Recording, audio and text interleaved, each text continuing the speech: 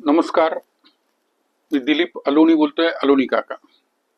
आपण आमची जी निवडणूक प्रक्रियेवर आणि निवडणुकीमध्ये होणाऱ्या फ्रॉड बद्दल जे व्हिडिओची सिरीज चाललेली आहे ती तुम्ही बघत असाल.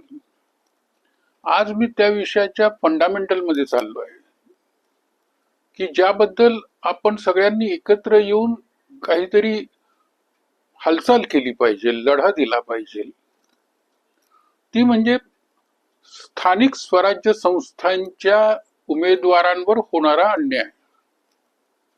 आता बघा, विधानसभेचा असो की लोकसभेचा असो, त्या उमेदवारांना दोन मुलांची अट नाहीये.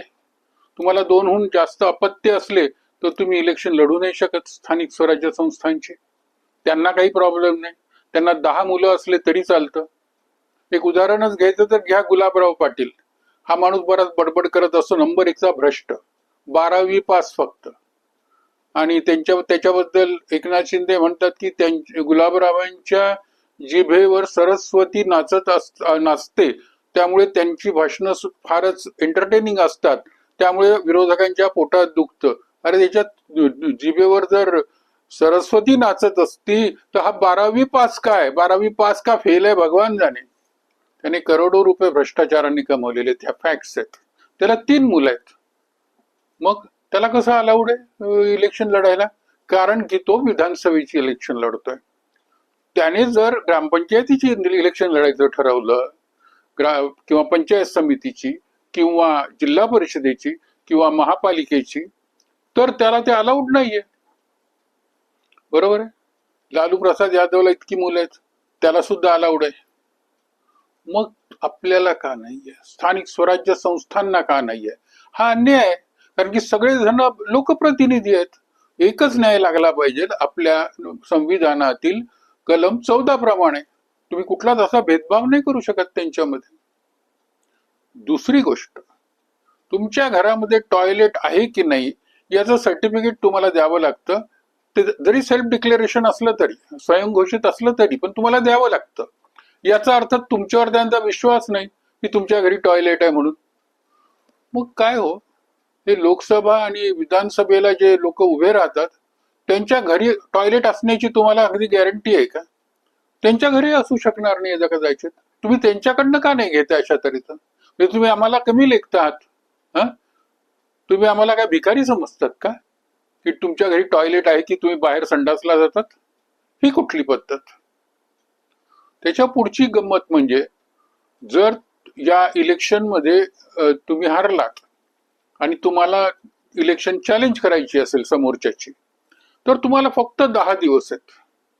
ज्या दिवशी गॅझेट प्रसिद्ध होतं त्या विजयी उमेदवारांची नावं वगैरे, त्या दिवसापासून 10 दिवसात. तेच लोकसभा आणि विधानसभेला 45 दिवस आहे. असा अन्याय का? उलट आम्हाला, म्हणजे जे स्थानिक स्वराज्य संस्थांचे उमेदवार आहे त्यांना जास्त वेळ मिळाला पाहिजे. आमची लोक फार शिकलेली नसतात खूपदा, त्यांच्याजवळ रिसोर्सेस फार कमी असतात, त्यांच्याजवळ पैसे तेवढे नसतात, तेवढे धनदांडगे नसतात. परंतु आम्हाला 10 दिवस, तो रिझल्ट लागल्यावर पहिले 3-4 दिवस तर माणसाला काही सुचत नाही. त्याच्यानंतर तो कागद गोळा करायला सुरुवात करतो. त्याला निवडणूक आयोगाचे लोक मदत सुद्धा नाही करत, कुठलं सहकार्य करत नाही. जो जिंकलेला असतो त्याचं सॉलिड वजन असतं, त्याच्याजवळ पैसे असतात, त्याच्या मागे सत्ता असते. अशा हेल्पलेस याच्यामध्ये वकील लाखोंमध्ये खूपदा पैसे मागतात. तो बिचारा कसा लावेल मला सांगा? तेच जर त्याच्याजवळ 45 दिवसाचा वेळ असेल तर तो नीट अभ्यास करून, नीट वकिलांना, चांगल्या वकिलांना अपॉइंट करून त्या तऱ्हेची याचिका लावू शकतो. याच्यात आणखी त्याच्यात बरेच काही आहेत. जर अनऑथराइज तुम्ही बांधकाम केलं असेल तर तुमचा फॉर्म बाद होईल. मग त्यांचं का नाही? त्यांनी अनऑथराइज बांधकाम केलेलं असू शकतं ना. तुम्ही सर्व ड्यूज भरलेले आहेत का? मग त्यांनी भरलेले आहेत का सगळे ड्यूज? ते सगळे सर्टिफिकेट देतात का? तर हा पूर्णपणे अन्याय आहे आणि आपण सगळ्यांनी त्याच्याबद्दल लढलं पाहिजे. माझा व्हॉट्सअप नंबर आहे. आपण सगळ्यांनी जर कॉन्ट्रीब्यूट केलं तर आपण चांगले वकील वापरू शकतो. याबद्दल उच्च न्यायालय तसेच सर्वोच्च न्यायालयात आपण धाव घेऊ शकतो. एकटा माणूस कोणी काही करू शकत नाही. याकरता बरंच रिसर्च करावा लागतो, बरेच स्टॅटिस्टिक्स गोळा करावे लागतात आणि अतिशय वजनदार असे वकील वापरावे लागतात.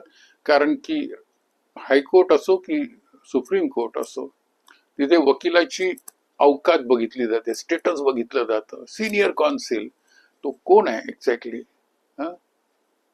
त्याच्यातले जे मोठमोठे लोक आहेत, जसं कोण ते, एक मिनिट, काँग्रेसचे ते फार मोठे वकील आहेत, ते काँग्रेस करता फ्री मध्ये लढतात. काय नाव त्यांचं, सॉरी मी विसरलो. तसं सुब्रमण्यम स्वामी जरी वकील नसले तरी तेही जबरदस्त आहेत. असे अनेक जण आहेत आणि त्यांच्या फिया तर सुप्रीम कोर्टांमध्ये करोडोंमध्ये जातात. आपली तेवढी ताकद नाहीये, पण हायकोर्टात तरी आपण नीट लढू शकलो पाहिजे आणि सुप्रीम कोर्टाचे बघून घेऊ. याकरता आपण सगळ्यांनी एकत्र यायला पाहिजे. तुमच्यापैकी कोणाजवळ जर तुम्ही कोणी त्याच्याकरता क्रेडिट घ्या, माझी काही हरकत नाही. तुम्ही पिटिशनर बना, मी तुम्हाला मदत करेल. माझं फक्त एक को पिटिशनर म्हणून त्याच्यात नाव टाका. माझा व्हॉट्सअप नंबर या स्क्रीनवर येत असेल, तसंच इंट्रोडक्शन मध्ये मी टाकलेला आहे तो. मला कॉन्टॅक्ट करा. आपण सगळ्यांनी एकत्र येऊन एकत्र निधी गोळा करून या गोष्टीला जर चॅलेंज केलं तर पुढच्या येणाऱ्या पिढ्यांना त्याचा उपयोग होईल. आणि आपल्यापैकी ज्या अनेकांना जे मुलं आहेत, त्यांना 3-4 मुलं आहेत, त्यांना सुद्धा इलेक्शन प्रोसेसमध्ये भाग घेता येईल. आज ज्यांना 3 मुलं आहेत, 4 मुलं आहेत, ते बायकोवर, त्या मुलांवर राग काढतात कारण की यांना उभं नाही राहत आहेत या इलेक्शन्स मध्ये. हा अन्याय व्हायला नको, म्हणून तरी ही गोष्ट बदलली पाहिजे. आज बस इतकंच. धन्यवाद. जय हिंद, जय महाराष्ट्र.